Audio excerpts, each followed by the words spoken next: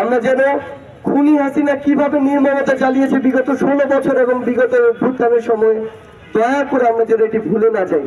যখনই এই খুনি হাসিনার এমন নির্মমতা, নৃশংসতা আমরা অনেকেই কিভাবে যেন ভুলে যাই, তখনই আমাদের কোন এক শহীদ ভাই, শহীদ পরিবার আমাদেরকে মনে করিয়ে দেয় যে তারা জীবন দিয়ে গেল, রক্ত দিয়ে গেল। আমরা যেন এই খুনি হাসিনাকে ভুলে না যাই। আমরা যেন এই বাংলার মাটিতে খুনি হাসিনা সহ যারা এই হত্যাকাণ্ডের সাথে জড়িত ছিল, এই নৃশংসতার সাথে জড়িত ছিল, তাদের জন্য বিচার নিশ্চিত করি।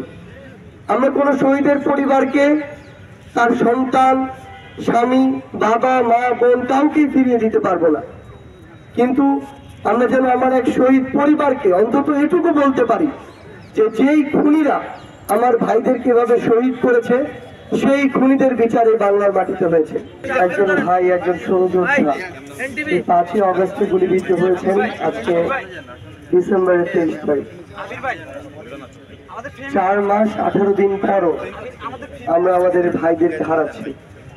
আমাদের শহীদের সংখ্যা বাড়ছে প্রতিনিয়ত, কিন্তু এই প্রত্যেকটি সংখ্যা, প্রত্যেকটি শহীদের মৃত্যু আমাদেরকে শুধু একটি জিনিসই মনে করিয়ে দিচ্ছে, সেটি হচ্ছে যে কোন লক্ষ্য, কোন স্বপ্নগুলোকে সামনে রেখে আমার ভাইরা জীবন দিল অকাতরে, আমার ভাই বোনেরা রক্ত দিল অকাতরে।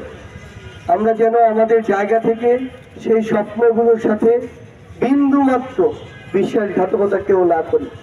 আমরা যেন আমাদের দায়িত্বগুলো থেকে বিন্দু মাত্র বিচ্যুত না হই।